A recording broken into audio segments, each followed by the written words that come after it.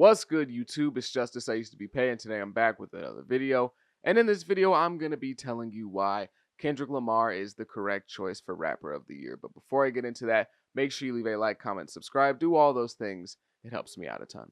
Recently, it was announced by Apple Music that they crowned Kendrick Lamar as the Rapper of the Year. And of course, like anything else in hip hop, this sparked a whole bunch of debate, a whole bunch of people arguing and saying why it shouldn't be him or why it should be him. A lot of people that were actually arguing on Future's behalf and saying that Future should be the Rapper of the Year, and just a bunch of commotion. A lot of people saying that the industry's being biased towards Kendrick again, and of course they're quoting the classic line. Well, I guess it's not classic yet, but eventually it'll be a classic line from Drake. Kendrick just opened his mouth. Someone go hand him a Grammy right now. And so, of course, this dialogue has gotten really rampant over the last few days. But I'm here to tell everyone that Kendrick Lamar was the correct choice. I understand that the people that are actually upset about this, I don't mean just like anyone that disagrees. The people that are upset, making a whole bunch of tweets, making videos and stuff, are pretty Aubrey adjacent, to put it lightly. But I think it's pretty undeniable for Kendrick this year. I'm sorry. Like, Future does have somewhat of an argument. I can understand that. I can get behind that because he has had a great year, a crazy run, but it's just pretty clearly Kendrick to me. Like, it's just very clear to me. Kendrick Lamar has had a massive impact on everything this year. Like, an impact not on just rap, not on just music, but really like just the world in general. Kendrick's had a crazy impact in 2024. This has been the biggest rap beef of all time. The beef between himself and Drake has been the biggest rap beef of all time, and it's probably the biggest thing to happen in pop culture. Like, outside of anything really political, this has probably been the biggest thing to happen just in general, like pop culture wise. So this has been a massive deal, and Kendrick coming out as the winner of that is a massive deal. The conversation surrounding rap this year has been pretty much centering Kendrick Lamar the entire year. Like, the entire year. I understand that it was a beef between himself and Drake, so it wasn't just like him doing it on his own. He was going at the biggest guy in the rap game, but he's been looked at as the victor and as the winner in this situation. So he has been the guy that the conversation has been centering around. How does everyone react in regards to this? How does Drake recover from that? Everything's kind of centered Kendrick in 2024, whether you like it or not. That's just kind of what's been going on. So I get it, and I understand that he didn't drop an album this year, and it's like, oh, how can you be Rapper of the Year if you didn't drop an album this year? But his impact just isn't comparable to anything anyone else has done this year. It's just not comparable. Kendrick just defeated probably the biggest rapper of all time in a rap beef. And I know that it's been done before. Look at Pusha T, but just not on this level, not on this grand of a stage. Because while Pusha T did have impact when he beat Drake in that beef and when he kind of embarrassed him, like, yes, that had impact, but it didn't hit the same as when Kendrick did it, because Pusha T is nowhere near the same level of star as Drake.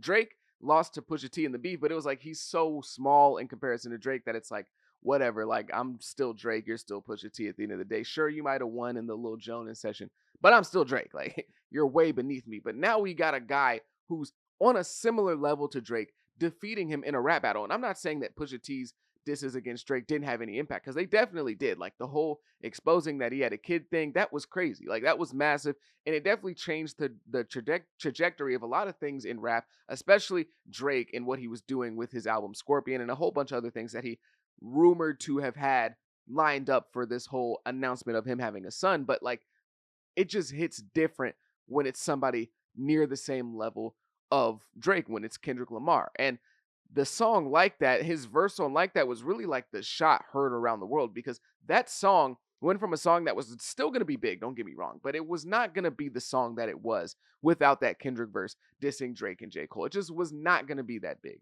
It was going to be big, but not the number one song in the country big, probably. Or especially the number one song in the country for multiple weeks, and still a huge song to this day. Like, that verse really kicked off a beef that really kind of everyone wanted to see. Not necessarily everyone wanted to see the beef, but we all wanted to see the big three kind of go at each other and who was going to come out on top of that. So Kendrick being the one to initiate that was huge. Then you follow Like That up with Euphoria, 616 in LA, Meet the Grams, and Not Like Us. And I don't really need to rehash the beef, because you were there. You know what happened, and I'm sure you've watched plenty of videos breaking down the beef, even some of mine probably since then. But you get where I'm going with this. This has been massive. These songs were massive for Kendrick Lamar. They all went crazy in terms of numbers. Obviously, I just talked about Like That going number one. Euphoria peaked at number three. Meet the Grams peaked somewhere around like 12, I believe. And then obviously, Not Like Us went number one. Euphoria is arguably one of the best songs of the year, in my opinion, and probably the best song to come from the beef. And obviously, people love that song. And Meet the Grams was really a cool moment. Like, it's a good song, but that moment in general of him cutting off Drake's Family Matters release, which was supposed to be the red button, him cutting that off 30 minutes later with Meet the Grams was a crazy moment in hip hop that I'll probably never forget for the rest of my life. And then we get to Not Like Us. And I'm sorry, like, I know it's an old song now. Bro's talking about Not Like Us in November of 2024, but that's a generational song. It just is. It's generational. That song is cultural. Like, it's never going away. That song is massive, and the outreach that it's had is really unmeasured in anything that we've seen over the last few years in rap, in my opinion. This is a song that's gonna be remembered forever. It's gonna be played forever. Whenever you go out and they're playing music throughout the entire night, there's a 9 out of 10 chance that that song's probably gonna be played. If you're going to a place where people like me tend to roam the areas. Let's just say people like me, if you get what I'm saying.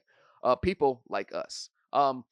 That song is a generational hit. It's never going away. I think it's a cultural song amongst the likes of a Hit 'em Up. I think it's that level of song. And anywhere you go and play that song, pretty much everyone is going to know the lyrics. Everyone's going to be able to sing the song. It's that big. Like, it's probably, in terms of cultural impact, one of the biggest songs to come from hip hop in the last 10 years, in my opinion, easily. The song is not only like just a cultural anthem, which is obvious, but it's just kind of like one of the songs of the year, probably arguably the song of the year up there with the Shabuzi song. Like, that song has been on the charts for 28 weeks now, and it's still sitting at 17. So that goes to show you that people are still actively listening to the song. I know we don't talk about it anymore, and it's corny to just like keep talking about Not Like Us way after the fact, but there's just no denying the power that that song has had. Look at the moments that Kendrick Lamar has created just in this year alone, because these are all-time hip-hop moments that will never be forgotten and always be talked about so long as hip-hop and rap as a genre exists, right? Let's start off with the verse on Like That, right? That was a surprise verse. Nobody saw that coming. Nobody knew he was going to be appearing on that album, and nobody knew he would be dissing Drake and Cole. That just kind of came out of nowhere, and it's like, oh my gosh. But then you have to look at it within the context of what's been going on in rap over the last 10 to 12 years, right? We've been having these big three discussions, Drake, Kendrick, Cole, since like 2012, 2011. So this is over a decade of like storytelling going on here, and this debate between who's the best of the three. And then we see Drake and Cole trying to, come together and be cool and have this thing. They're going on tour together. This has been like a narrative that's been playing out for a very long time. And then so for him to just come in and set a match to everything with that verse was a crazy moment. All right, that was insane. Then we move on to Euphoria, which has a whole bunch of quotables in it, like something like, "Don't tell no lies about me and I won't tell the truth about you." A whole bunch of other quotables that are throughout the song. Then we get 616 in LA, which is a moment that I think is low-key forgotten because it didn't end up on streaming services, but he basically did a back-to-back on Drake. Everyone was like, oh my gosh, he just back-to-back Drake. Oh my gosh. And then you have the picture of some of Drake's belongings, and then he plants the seed of, oh, well, maybe I have a mole. Did you ever think OVO's working for me? Then we get my favorite moment, which I already mentioned earlier, which was him cutting off Family Matters with Meet the Grams, because Family Matters is one of the best diss tracks from this beef. And in my opinion, Family Matters probably is a knockout blow to 90 to 95% of rappers. Like, I think if Drake drops that song against pretty much anybody else besides Kendrick, that might have been a knockout blow, because that song is a banger and it has a lot of heavy hitting disses.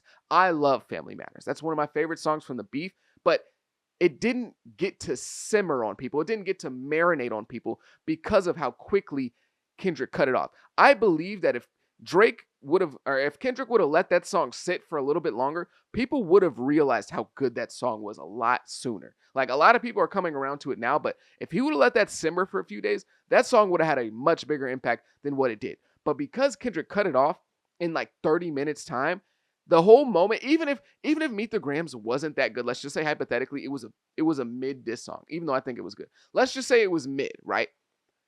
Him cutting it off with that song in 30 minutes is a big enough moment in itself to even just make you forget about the quality of the music.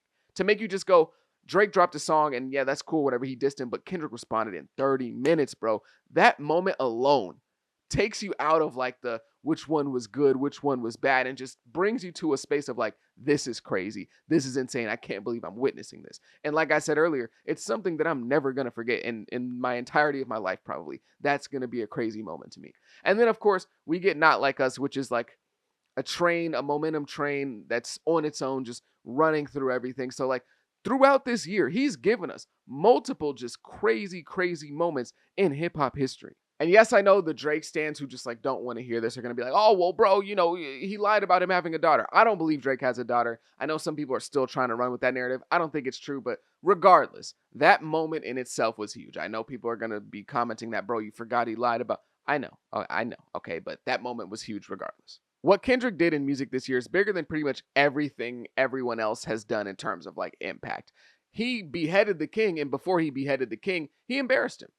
That's just what happened. And I know some people are going to be like, oh, well, you know, Drake deserves some credit for this because if it wasn't Drake, this wouldn't be as big. If he did this to somebody else, nobody would care, or it wouldn't be as big and Kendrick wouldn't be as hot. And you know what? I will give you that. That's true. If Kendrick did this to somebody else, it wouldn't be as big. This is as big as it is because Drake is the one that's on the other side of the barrel. 100%, no arguments there. I agree. Shake my hand. But it's like, are we like trying to give like Drake credit for losing the beat? I don't know. It's a weird thing to say, but like you're right. Technically, you are right. This wouldn't be as big as it was without Drake being on the other side of it. But at the end of the day, he kind of changed how people view Drake.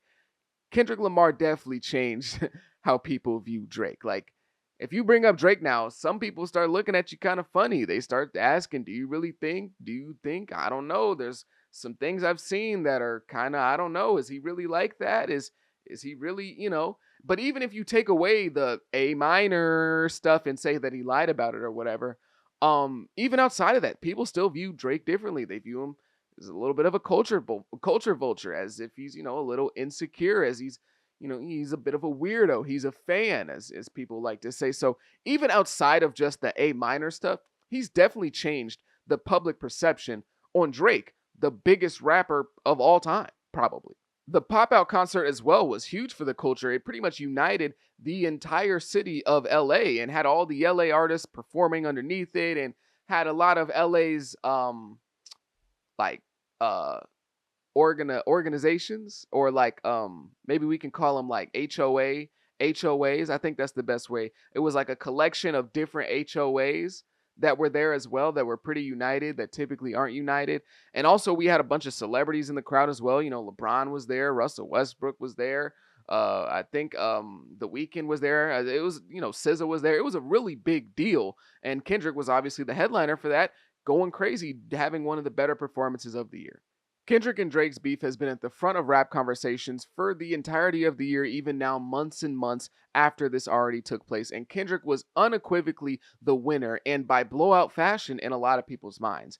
Kendrick Lamar activated the culture in a way that hasn't been done in a very long time. You couldn't go anywhere without hearing some of the songs being played, especially Not Like Us. You couldn't go anywhere without somebody asking you, yo, who do you think won the beef? What do you think of this song? Do you think Drake's really this? Do you think Kendrick really did that? You couldn't go anywhere without someone bringing it up. Someone somewhere. Even now, Thanksgiving's about to come up. I guarantee you, for some of you guys who have really big families and you don't see all your family members throughout the year, and maybe you only see them for holidays and stuff, I guarantee you one of your cousins or aunties who you haven't seen in a very long time is probably going to ask you about the Drake and Kendrick beef and what you thought about it. Like, this was the biggest rap beef of all time. This is the Pac versus Biggie of our generation, minus the deaths. At least, hopefully, let me knock on some wood. But you understand what I'm saying. This has been something that is huge. And this wasn't a beef that just kind of spawned out of nowhere. This has been over a decade in the making. These guys, two of the biggest and greatest rappers of all time, have been sending subliminal disses at each other for a very, very long time now. So this was kind of the volcanic explosion of what's been building up for a very long time. And Kendrick was the winner of that. And that is massive. I don't care how you want to cut it up, how you want to slice it. To me, it's really not close. This is very clear. Kendrick Lamar is obviously the rapper of the year, but I do want to show love to Pluto, all right? Future does deserve a lot of love for what he's been doing this year, because he's been going crazy, okay? He has 3 #1 albums in 1 year. That's tremendous. He's had a whole bunch of hits this year. Future's been going crazy. Round of applause for Future. Okay.